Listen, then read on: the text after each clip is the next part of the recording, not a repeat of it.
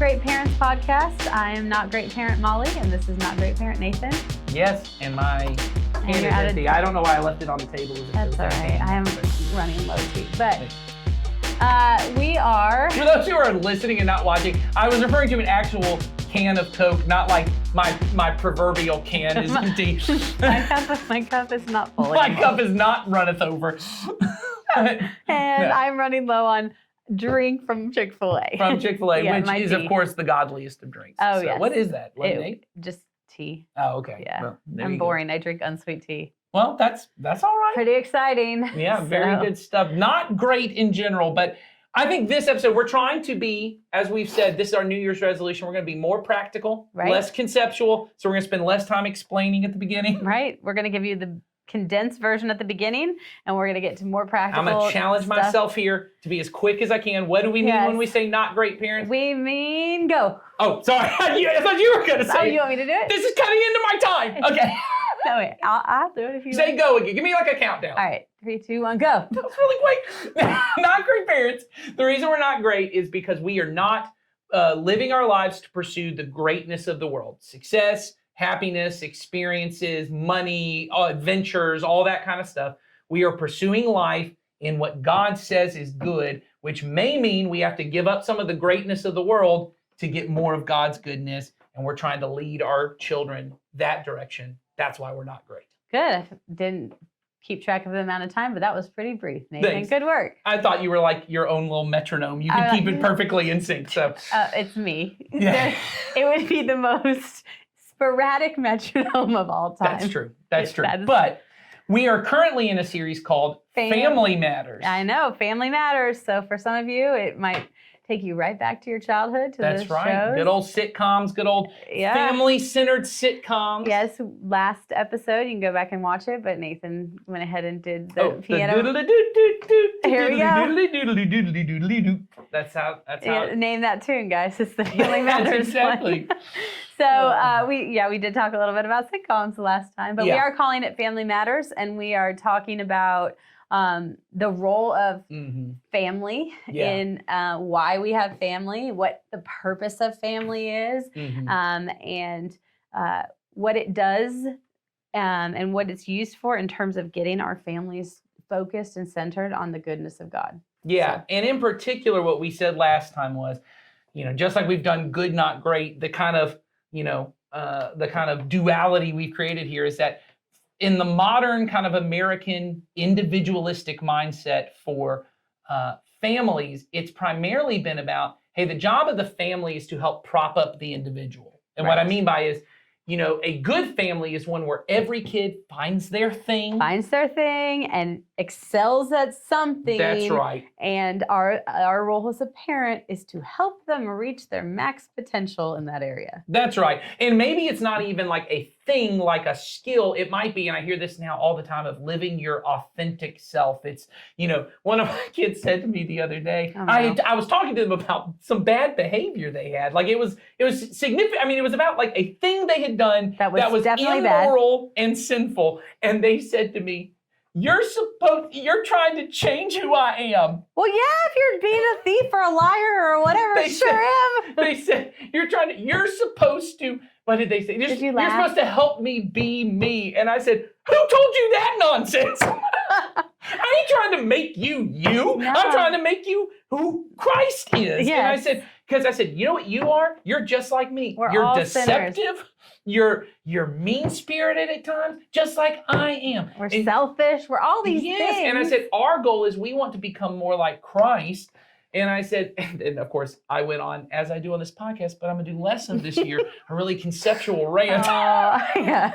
Oh, so your kids are going to get extra because Yeah. we're going to try to chop it up over here. My kid's life has gotten significantly worse since we started this podcast. That is why they call it the Terrible Parents Podcast. That is true. But I think there is this thing that we think, the one version of greatness is, we as a family have to help our kids. And if that means we have to spend less time all together, as long as I'm getting a point of connection with my kid on the way to the thing or, on the way to the practice, then that's fine. But we are saying there's this other version that the point of the family is to be this model Right. of Christ's love, to Mhm. be a model of the church, Right. where it's not just about God loving me, because that's kind of this individualistic one, right? Mhm. Which is, well, mom got time with Johnny in the car, and so it's all fine because they have a really strong relationship. But Johnny doesn't know how to have a relationship. I don't know any kids named Johnny. I know I do. adults I have named a Johnny. nephew named Johnny. Isn't Oh, that crazy? there you go. So that Johnny. I know. That that's Johnny kind of- has no relationship with his sister or with his brother because they never spend time together. There's this other version we want to get to, which is that the family's job is really to learn how to love one another so that one day Mhm. our kids begin to understand life is about more than me, Right. and that they learn how to give themselves to Jesus And, and to others. his people.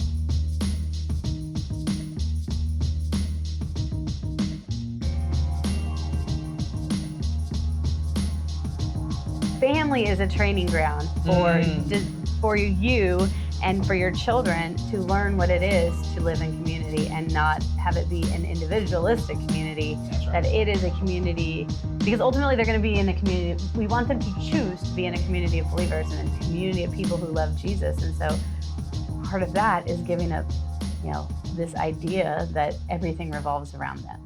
That's right. So now let's talk about the church. Let's bring this into this idea Right. of how the church also is meant to exist as this kind of community. Mhm. Jesus said the church is supposed to be like a family. We've already read, I believe, in a previous episode, the story where Jesus' mother and brothers come and his sisters come to talk to him, Yes. and he says, "Who are my mother and brothers and sisters? It's whoever does the will of God." Right? Then, throughout the New Testament, the earliest believers, right, in these early churches referred to each other as brothers and sisters. And it was more than just like a friendly kind of way of talking. They believed it was something actual, because the Romans, one of the ways that they called the early church a cult was they said they have brothers and sisters. They thought they were incestuous. Oh, They thought they their just called brothers and everybody sisters that. were marrying each other. They're like, somehow these people actually believe the person I'm married to is more like my sister Right. than she is like my wife. Talk about conceptual, right? Yeah, and everyone's like, this is weird and Ugh, creepy. so weird. But they genuinely believed this is the way we're supposed to treat one another as a family. But somehow things have primarily changed. Molly, you're a children's pastor. Mhm. I was a youth pastor for a long time, and I help our youth pastor, Sawyer, with a lot of stuff, and I listen to both of y'all talk. Does it feel to you that primarily that's what most parents think of when they're dropping their kids off at churches? Oh, this is time with their family. Or does it feel No. like there's some other thing No, they're wanting to I get? think there are some that do. I do think so. There are some that do, and that being here on a Sunday is an extension of their family, and it Right. is time spent with the greater family. There are a lot of people that feel like going to church is the right thing to do for whatever reason. There's like a moral And component. there's like a moral component, or maybe the parent just grew up going to church and so they want that for their kids. But really what they're thinking is, I'm going to take my kids, they're going to have a good time and not complain that they had to go. Get happiness on Happiness there. They're on happy. there. They're happy. Got a good experience. Had fun, got a good experience. They might have met some friends. Might make some Might friends. make Social. make some friends, and then they might learn something, and they might learn something, and especially if it's something about Jesus, because a lot of adults don't really feel like they're equipped or ready to teach the Bible to a child. Which I'm a children's pastor, and I don't always feel that way. Right. I don't always feel like I can sit down and tell my children things. I mean, there's a lot of stories I don't know. And that's okay. And that's okay. But I think that. But we feel that pressure. Because I think the world says everything you do, everything that's worth doing has some level of success to it. And so if you're going to do this, you have to take in this content and you become a smarter, better, whatever person because of it. And really, that isn't what it says that we need to become. We need to become more like Jesus, not we need to become more scholarly toward knowing all the Bible things. That's Now, right. there's a place and a purpose and all of those things for that. We want them to learn those things. But, in children's ministry, and I tell the leaders this, we're going to always have a story every week. But if all that was ever done in that week is the story was told in the 15 minutes and the rest of the 45 minutes was spent just playing games and connecting with each other, that is a successful week, because that connection and that learning how to be with other people in a community, that is far more important than walking out of here with a memorized Bible verse. That's really good. And I think that's a shift for a lot of us in Mhm. thinking about it. And I remember when I would do youth ministry, and I would say to our youth leaders all the time, really the two things that God has given us. And there are different ways to say this, so people don't have to come at me and go, there's a lot of different things. But Mhm. I summarize it as we have the story Mhm. and we have relationship with one another. Mhm. That what we have, and then of course the other part, and then I would always bring this would be like my big closer, right? You're a third act close, you bring, and then we have the Spirit of God dwelling within us. That, and that's obviously a huge key component. Yes. That's why it was the big closers. Ultimately, it's God that makes it work. But that the tools that we use as a church is we have to tell the story. There's no way around it. And what I mean by the story is the story of God coming to human beings to draw us into life with him. And that happens in the Old Testament and it happens in the New Testament. So whether they're telling a story about David and Goliath, or whether you're telling a story out of the life of Jesus. We did a whole year in children's ministry of the story of God, telling those stories. Right. However, we use the stories were the foundation and the backdrop for understanding compassion or understanding, getting along these with your friends, virtues, these other virtues and these ideas of, okay, in my life, this is how I need to experience God through these things. And those stories are foundational and we do want them to know them. But at the end of the day, when they're walking out of here, I want them to, remember who they interacted with or what. Those are the lessons, and the relational side of it is all so important. I say this to my kids all the time. I do not come to church to learn about God. I come to church to love God by loving my brothers and sisters in Christ. That I show up to worship God and to love him by loving these other people. That's a shift. The primary reason we come to church is not informational, it is relational.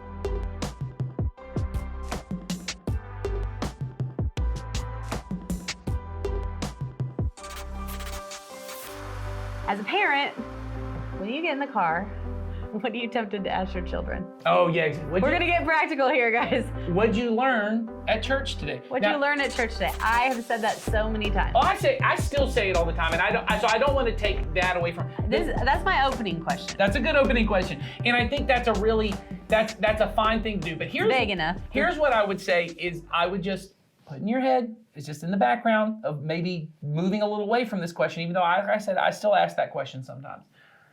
The back of your head, put in your head, what else do you ask that question at? School. You ask, what'd you learn at school today?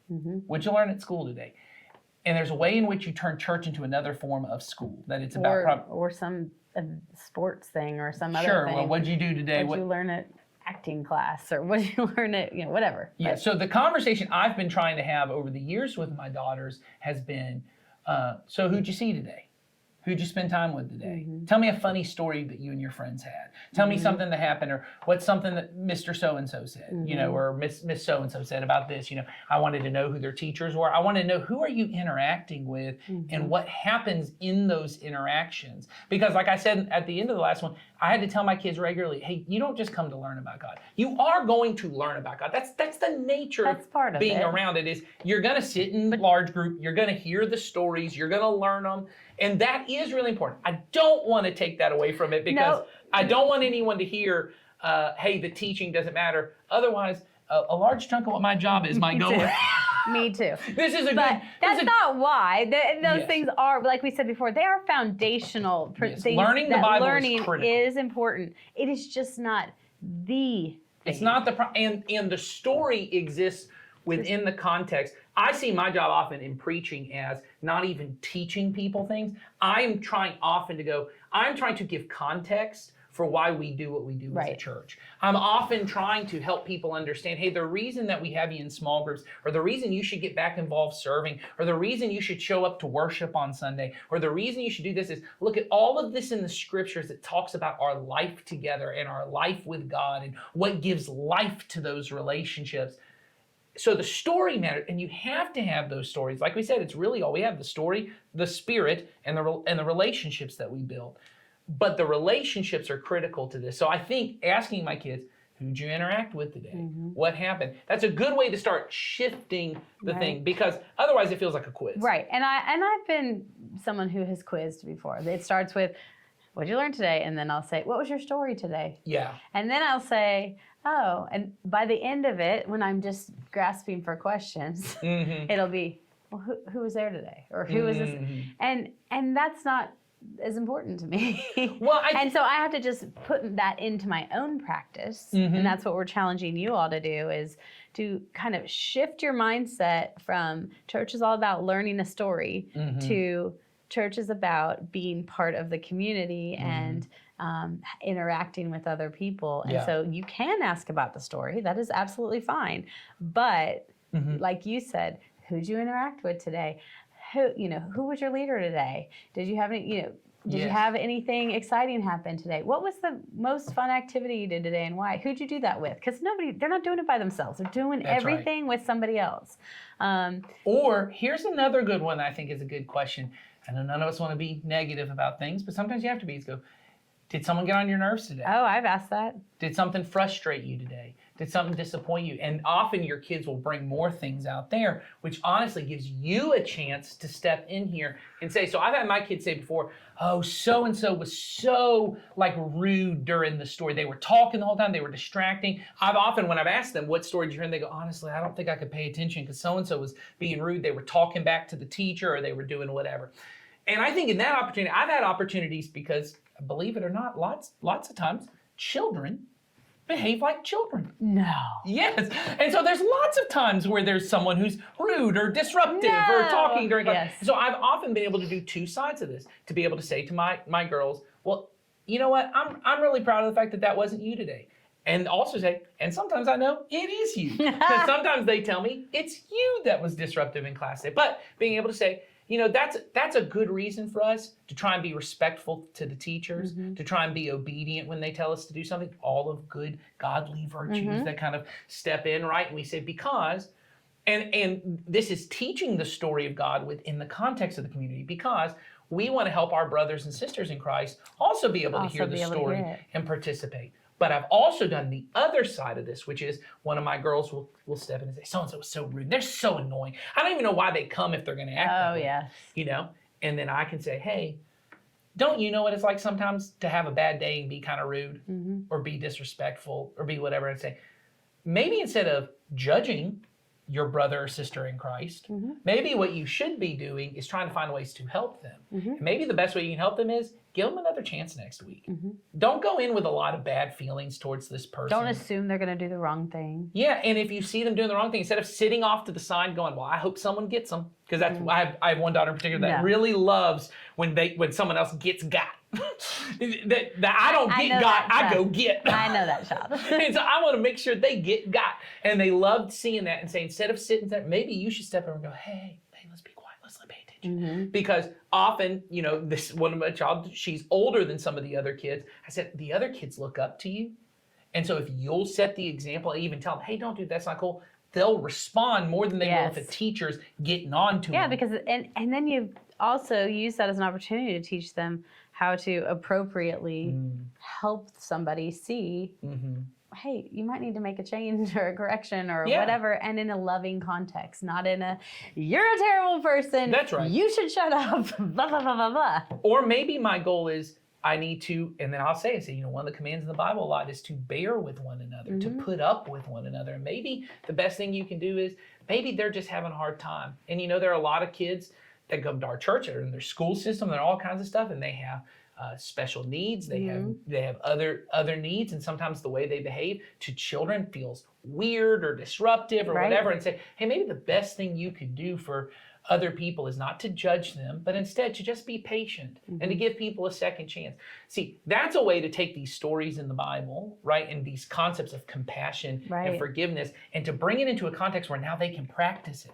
And understand it. And that next week they can come in and I'll say, hey, did so-and-so? And they go, yeah, they did, but I tried just to be patient, and one of my friends was, teasing them, but I decided to step in and step up and, all that kind of stuff. Now they have an opportunity to do those things in a context where it becomes actually relational, and they are becoming more like Christ. Right. And they're owning their own they learn to own their own behavior in those scenarios. That's right. And so that's not, because the next time they're presented with that, then they will have the opportunity to do it rather than us only telling them exactly how to do it. I remember when I was doing youth ministry often, as when you take teenagers to go do things, there would be incidents, things would Always. happen. And by the nature of And they were teenagers, so dramatic. they're dramatic and they're public and the other teenagers see it. And so, I often, because I was the principal in the situation, had to be the one to get on to them and talk to the parent and do whatever. And then other kids would kind of see it and they would come to me. The other teenagers would come, oh, I can't believe they treated you that way. Or I can't believe they acted that way, did that. And I always saw it as an opportunity for me to say, hey, you know what the best thing is? I think the best thing is when they come back next week, if everyone's not sitting there ready to get them. If everyone's there to just kind of act like, hey, we love you. We're still happy you're here. Let's be a part of this. I said that maybe the acceptance, maybe the ability for children and teenagers to be foolish as they are, right? That doesn't mean you don't correct, right? The adults must correct. The adults must step in and say something about it, because to otherwise allows them to continue in their foolishness. But for the rest of the community, the children and students involved, to be able to look to them and say, hey, we all do foolish things sometimes. Yeah. Let's do better. Now we're helping to form, and this is the good part, they're not developing a bunch of moral skills and learning information, but they are becoming a more moral person in the eyes of Christianity, in the eyes of what Jesus would say. In the story of Jesus, they are becoming more Christ-like because they're learning to forgive, Be patient, to be accepting to one another. kind. Yes, and all of that is informed by both the story, so they have to have the stories, and they have to have the relationship. I think one key part of this is, and Molly, I know for you, I was thinking about this, now you are our children's pastor, but you've only been on staff for a couple years now. I'm sure there were periods in your parenting where feeling like you have to talk about the Bible to your kids felt like, it was like, that shelf is a little high to reach for. Yeah. Like it feels a little, and I think there are a lot of parents that, they go, I didn't go to Bible college. I didn't, I don't know if I know all of these stories. I haven't heard all the things. So have there been times in your life where you feel like, man, having to talk about the Bible, that feels like a lot of pressure? That is something that I don't always feel confident in. I mean, I think that I look at my husband, who can recite all kinds of stuff, and he's not in ministry in the same way. But he knows, where all these things are and stories and this and that. And I, like I've always said, I've got John 3:16 down pretty good. But I also feel very much, I need to forgive this person. Well, for God did so love the this world. John 3:16. And there's something in about giving. Thank you, Tim Tebow. That is basically me. Tim Tebow, Molly Parks. Tim Tebow. John 3:16, Tim Tebow. Molly Parks. But yes, it feels But pressure. yes, it does feel like a lot of pressure to feel like, okay, child, let me pour out this story to you and relate it back to the Bible. That's hard. And it is important to know those things. Sure. And it is, we're going to talk more about that a little bit. Yeah, in a couple months, we're going to talk pretty detailed. Yeah, and we're going to teach you all how to have these equip kind of yourself. biblical conversations with your kids. And it isn't always easy, but it is okay to investigate it together. It is okay to say, I don't remember where this is, or but we know where the Bible has stuff that relates to this. The benefit is you have Google, and you can say, Google, where does it say this? Or I'll tell you every this. teen Bible is the best, because all the kids in the teen Bibles are my favorite, because I can flip to the back and find the topic I'm looking for. Yes, and I think in particular, sorry. My children are outside of the door, and it is. They're dancing. They come by and dance. I'll say this: Google is your friend. When I was first starting out, like writing sermons and teaching teens, and I've gotten more confident now, but I would regularly go, somewhere in the Bible it says something like this. And then they pull up like 10 versions, and I'd kind of be able to read through. And that's okay. Oh, it was very helpful. I wrote many a sermon with the Google search. Nathan Somewhere Martin. in the Bible it says something like this. And I was, oh, that works. That's a Yeah. good one. But the truth is, it says the same thing in multiple places in the That's Bible, right, and that's so right. you. Well, that's how you know you're actually understanding the teaching. I'll say that is if there are multiple places in the Bible that say similar things, you go, oh, that's an actual theme in the Bible, not one verse I'm just taking out of context to make it yes. say what I want it to say. But I mean, I think with our kids, it's totally fine to do that Google search with them. It's Oh, totally fine absolutely. to say, you know what, Or I'm going to come back to you on this. Or let me email, a Yes. pastor at the church. Let me email and ask somebody.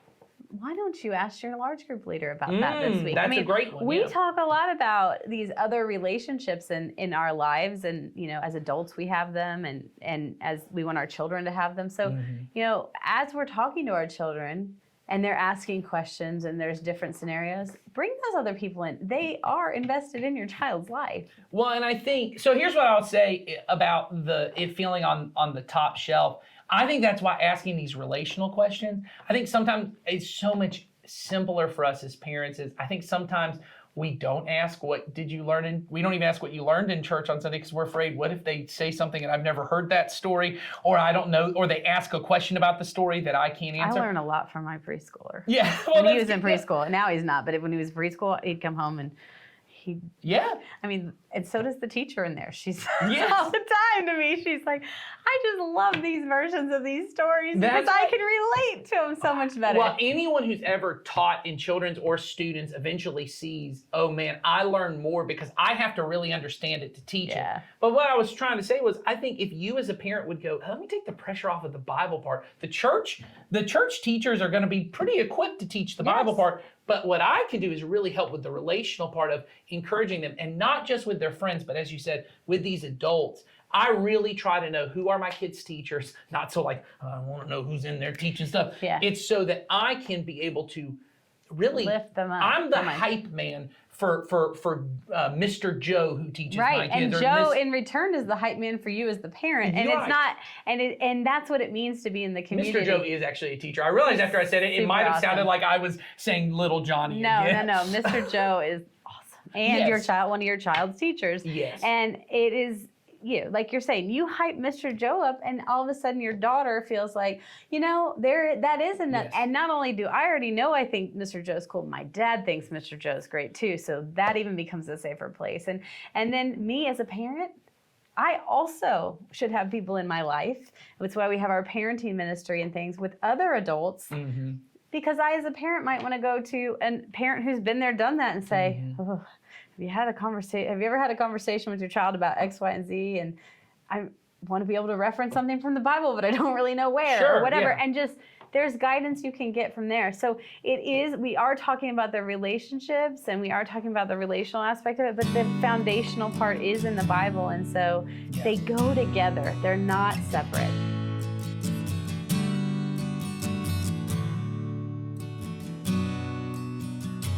Last week at Christmas Encounter, it was so cool because your oldest daughter was serving in a new way. And, I thought it was so cool to see her at a table with a number of people. Yes. And I know, because we talked about it during the week, that she was going to do this for the first time, and you were wanting to make sure there was options for her of who she could be with, what other adults she could be with.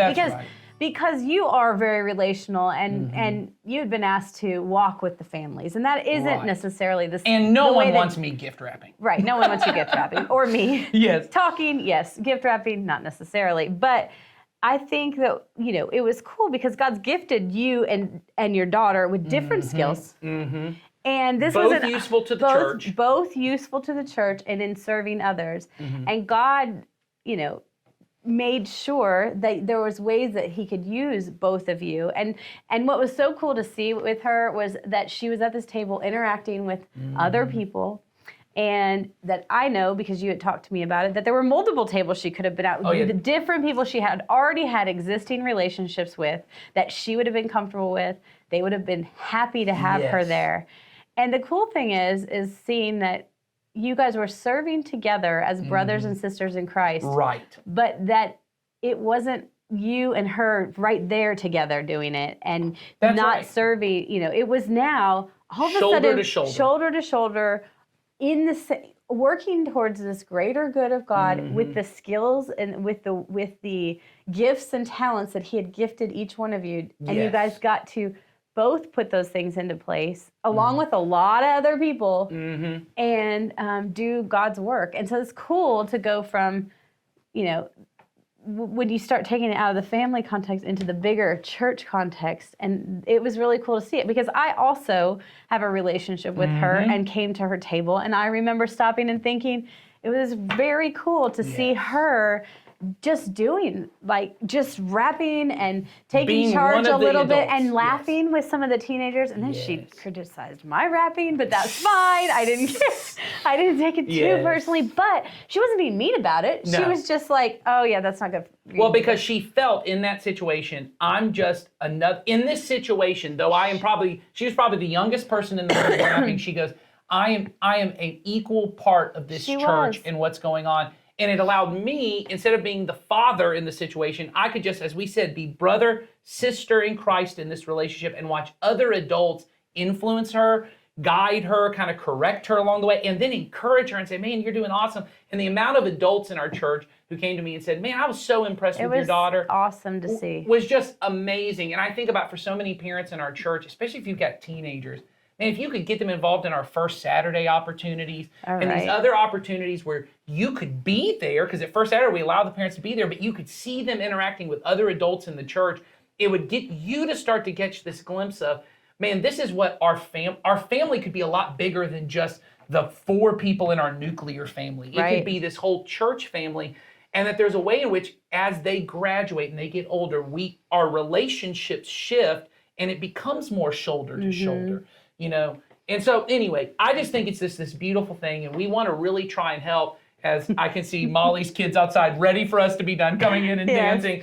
As we're kind of moving on in this series, for us to begin to see, hey, your job as the parent really is to try and figure out, hey, how can I be a model Right. of life with God, and then when I bring them to church, how can we help to emphasize those relationships Yes. there? And help our children experience God through those shoulder to shoulder things, because now your oldest daughter has a new confidence that That's she right. is also a contributor to the kingdom of God, and Mhm. she now has this belief in herself that she can make an impact on other people's lives because she That's right. stood there and saw it on repeat That's right. as she interacted with other people. So it was a really cool thing to see. And I think, you know, as parents, we all have that opportunity in one way or another. So this week, we definitely want you guys to Yeah, I think your start. homework, Yeah, yeah. your homework is, you know, going back to these questions, right? And sort of Right. going back to making sure that the relational side Yeah, is do you know the names of all the teachers Yes. or student leaders? who's interacting with your kids. And I know we talked about that last year some too, but that is really important. Who's interacting with your children? Do you know their friends? Who are their friends? Who they have relationships with? What Who's the kid they can't stand? what irritates them? Yes, who's Yeah. the kid they can't stand? And what brings them life when they come here? Like, what That's is right. it that's great about being here? And Yes. and you know, really, if this is what matters, then those would be the questions you would want to be asking your child. So That's right. just start thinking outside the box on that and just start thinking more questions about relationships. And if you have anything you want to talk to us about, we want to hear from you. So there is a link in the show Yep. notes. You can send us comments, questions, anything that you want us to hear. Maybe just a hi. We're out Yeah. there. I said death threats last time, but if And I Molly didn't was, like that. Molly was I don't want frightened. to. Yeah, I didn't So like that. we should not do that. But yeah, questions, things that you you want would us like to us to talk talk about. about. Yeah. So All right. Well, you have a great week, and we'll see you next week.